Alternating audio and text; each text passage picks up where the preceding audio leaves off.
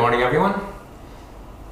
So I am back. Sorry about the delay, but we were very busy at the start of 2016, basically getting out our research and suggestions as far as strategy for our clients. But hopefully we'll have time to bring these podcasts to you on a regular basis. So today is February 12th, and today's podcast is going to be a philosophical one entitled "Is Banking the New Slavery?" So if you hate intellectual discussions and philosophy and it's not your thing, then I recommend you skip this podcast. However, I'm going to be talking about this because psychology is one of the most important aspects to fully understand to be a successful investor, although a lot of people hate discussions of philosophy. So if that applies to you, then you can go ahead and skip this podcast. But if you want to understand why gold and silver have really surged very strongly to start 2016 and why the Shanghai Composite, the Nikkei 225 in Japan, and US stock markets have basically been free falling since the start of 2016 in the United States, with even the best Momo stocks that Jim Cramer of CNBC said do not be fooled and do not sell the FANGs, which are Facebook, Amazon, Netflix, and Google. And even these Momo stocks have declined heavily to start 2016. Then, if you want to understand why this is all happening, then take a seat and have a listen. But before I get into the topic, is banking the new slavery, I just want to provide a very brief warning to those that are long gold and silver about always being intelligent about your decisions and locking in profits, because I find it very curious that right now, for example, Bank of America is saying, oh, gold is going to go to 1375, then 1550, then probably even much higher. And in the long run, sure, that's true, and probably is even true this year. But Goldman Sachs again jumped on board, the same thing. They're saying gold is going to continue surging much higher. But it's very curious about the timing of this, because just at the end of last year, these were the same big global bank analysts that said gold was going to wallow this entire year 2016. The US dollar is going to remain strong, and that gold was heading to 1,000, if not below 1,000. So always be wary, because what the bank analysts seem to say, always the opposite seems to happen. So, it might very well be that they have lost control of their fraudulent price suppression schemes, and that may happen, but I found the timing very curious. And as well, nothing goes straight up. So there's going to be violent volatility in 2016, because the bankers are not going to give up that easily on trying to keep control and maintain control over their Ponzi fiat currency scheme. So just keep that in mind, okay? That's a very, very, very brief warning. Okay, so I'm going to discuss is banking the new slavery. I'm basically going to discuss what Russian author Leo Tolstoy said in many of his works that he wrote in the late 1800s. So in his book, What Shall We Do?, which was published in 1885, Tolstoy said, quote, "Money is a new form of slavery, differing from the old form of slavery only by its impersonality, by the freedom it gives from all human relations to the slave," end quote. And in the same book, he further stated, quote, "By means of money, we exchange our products, and this money belonging to each of us represents our labor. This is perfectly true, but true only while in the community. Where this exchange takes place, violence of one man towards another does not appear. Violence not only over another man's labor, as happens in war and in slavery, but not even violence applied to defend the products of labor of one man against another. This could be only in a community where one gets what he demands and where one is not requested to return what he gets. But as soon as violence in any form is applied in the community, the meaning of money for its owner at once loses its significance as a representative of labor and acquires the significance of a right. based not on labor, but on violence. Money, with the existence of violence in society, offers the means for a new form of impersonal slavery, which replaces the personal one, end quote. So later in this book, Tolstoy continues, quote, "The essence of all slavery consists in drawing the benefit of another's labor force by compulsion, and is founded upon property in the slave or upon property in money, which is indispensable to the other man," end quote. Tolstoy expands upon his musings about the relationship between money and man in his novel Resurrection. There he states, quote, "People usually imagine a thief, a murderer, a spy, knowing their occupation to be evil must be ashamed of it. But the very opposite is true. Men who have been placed by fate and their own sins in a certain position, however irregular that position may be, adopt a view of life as a whole which makes their position appear to them good and respectable. In order to back up their view of life, they instinctively mix only with those who accept their ideas of life and their place in it. This surprises us when it is a case of thieves bragging of their skill, prostitutes flaunting their depravity, or murderers boasting of their cruelty. But it surprises us only because their numbers are limited, and this is the point: we live in a different atmosphere.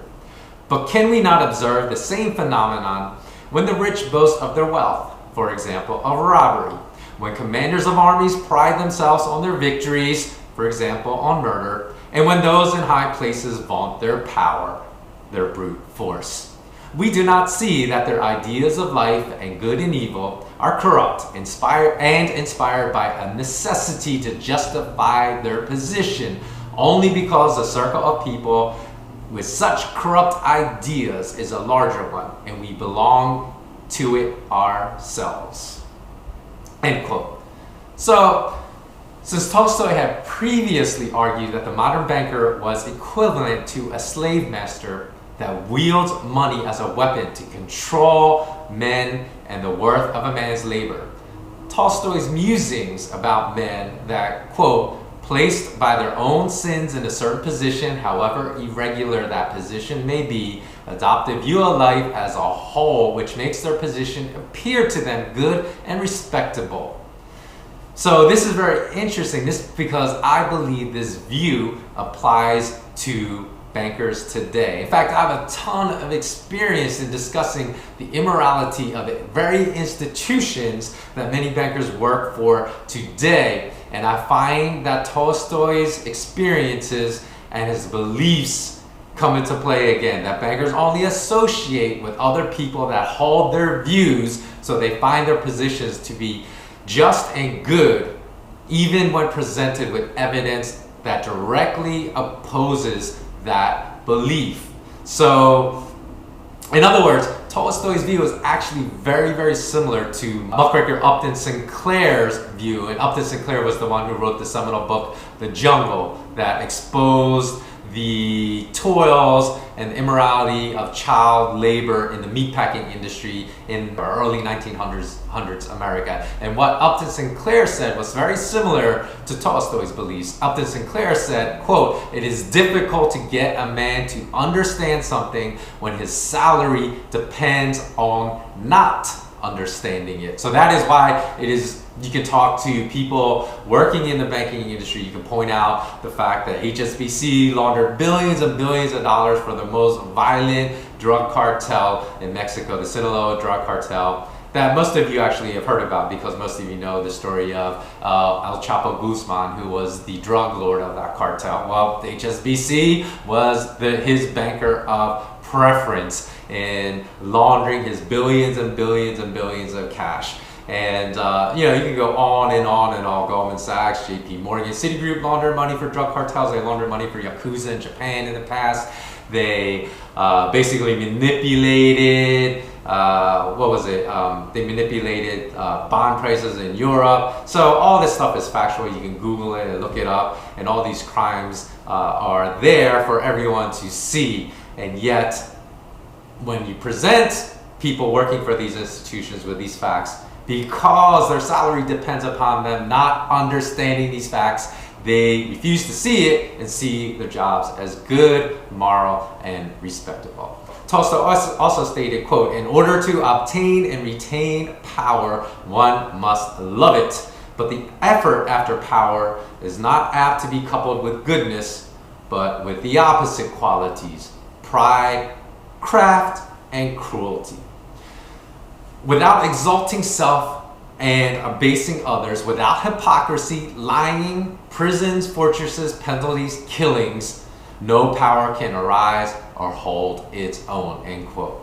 So it's very, very interesting, because these things that Tolstoy saw in the most corrupt and most power-seeking elements of society in 1800 Russia applies today to 2016 City of London, to 2016 New York, to 2016 Zurich, Switzerland, to 2016 Tokyo, all over the world in the financial centers. And in his book that he published in 1894, Christianity and Patriotism, Tolstoy continues to manifest his extreme intelligence about the relationship not only between money and the control of man, but between the state and control of man, is at least between the state and control of man's thinking, to because basically the state will exert control to try to get uniformity of thinking. And as a Japanese proverb says,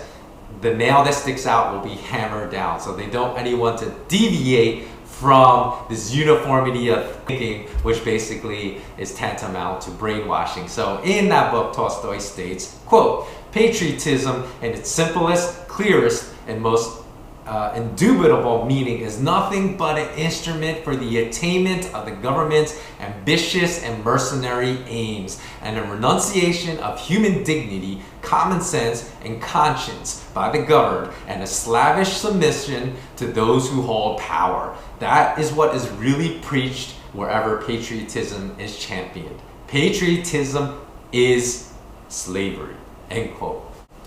So expanding on this Tolstoy quote, I believe that patriotism, nationalism, and religious pride all fall under the same category of harmful thinking.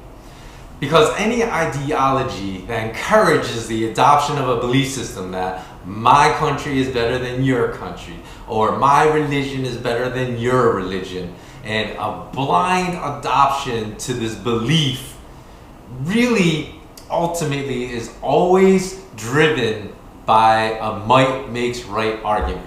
In other words, any country that has supremacy and firepower and weaponry will win in the "my religion is better than your religion" argument, or will win in the argument of "my country is better than your country." So although I've heard a lot of people argue that the New World Order, or whatever you want to call it, that their desire is to erase all sovereign boundaries, to have one world government, so thus it is important for everyone to really retain their religious pride and their national pride. I believe this is something that the New World Order is just using, that is reverse psychology, really to really dupe people into adopting a systemic belief that they want people to adopt. Just like when the US Federal Reserve failed in their first legislation to pass a private bank that would have control over the entire money supply of the United States. They basically went out to the public and said, "Do not pass this law." So once they said that, people said, "Oh, the bankers are saying don't pass this law, we must pass the law," and then the law was passed. Or at least because the law was passed during a holiday season in which many congressmen didn't vote the legislation, but at least they're able to change and shift the psychology of the nation to for people to think that the US Federal Reserve was something that was going to benefit citizens. So I believe that's what's going on with nationalism and all this national pride, because on the surface level, yes, it appears that people should want their sovereignty in their nation, but if you really try to deconstruct this argument and really look much deeper under the surface, I believe that you will see it makes no sense to be loyal to one's nation for the sake of being loyal to a nation, right? For no other reason. So I'm not saying that there's never a reason to adopt nationality, but just adopting it because you were born in that country is pure stupidity. So, for example, if you were born in America and loyal, and therefore loyal to America, then why does it make sense that if you're the exact same person, but then just happen to be born in Palestine, would you be loyal to Palestine and then care nothing for America? Or if you were born in Germany and then currently loyal to everything that the German state says today, were you born in France, would you now shed all your loyalties to Germany and just be loyal to everything the French say, especially if there's any opposition between the French and the Germans? Does this make any sense? So as you see the problem with this argument of nationality, instead of being loyal to a nation, a thinking man and woman would only be loyal to what is right and persecute all things that are wrong. So if one's government is right in a situational event, then there's no problem with being loyal and exhibiting pride in one's nation in that event. However, if one's government and one state is clearly wrong, again, in a situational event, then and chooses to enact violence and war against another nation that has done nothing to provoke such actions, and clearly one should choose to forego nationalism, to forego patriotism, and side with the side of morality and the side of justice against one's government and one's state. So this is the means by which one becomes a more mature thinker and a critical thinker and a more compassionate person. So I hope that makes sense. So in the end, if one wonders why I am so anti-banking establishment, it is for these arguments written by Tolstoy and Upton Sinclair that hold true for the institutions of modern banking as bankers have structured it today. So if this argument still escapes you, then you may need a second listen to this brief podcast to grasp why I am so anti-banking establishment. Again, it's not that banking itself is evil, but it's the way that it has been constructed today to enslave man that makes it evil. If it were constructed in a different way, it can be constructed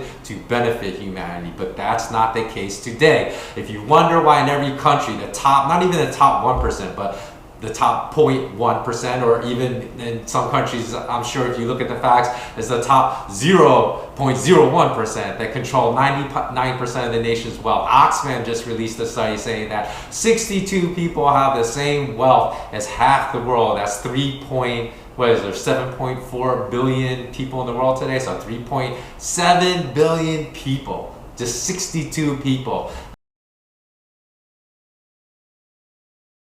That cannot happen unless the system is unjust. So one has to be willing to connect the dots, or the readily connectable dots, in addition to digesting the very valid arguments contained in this podcast to really understand why the majority of people in every single nation are suffering economically today.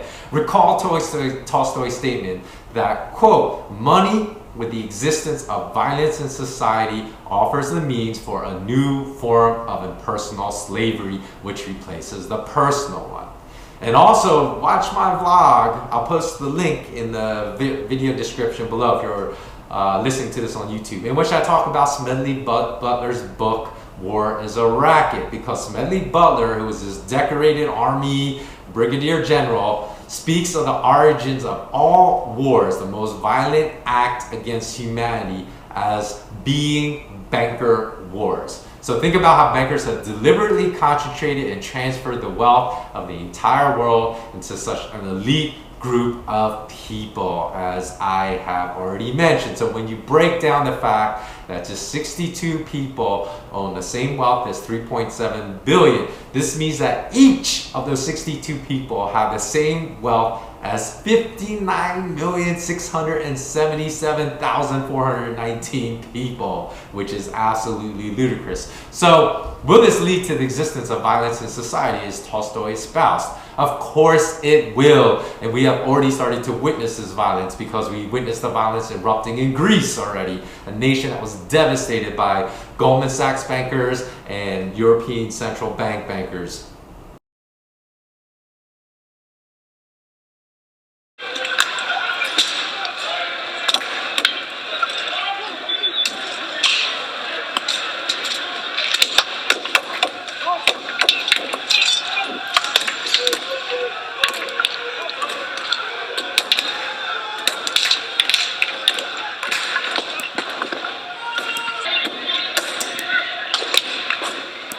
"16 years ago, we witnessed violent protests of people against the International Monetary Fund and World Bank bankers in Prague in September 2000. And we have witnessed anti-US Federal Reserve protests, shockingly not inside the United States, but in Berlin. These protests originated in Berlin, Germany, and spread throughout Europe in 2014. So many people, unless you live in Berlin or any of these other countries where anti-Federal Reserve protests were happening, are still today unaware of this. But those protests regularly attracted more than 20,000 people across 100 cities in Europe throughout 2014.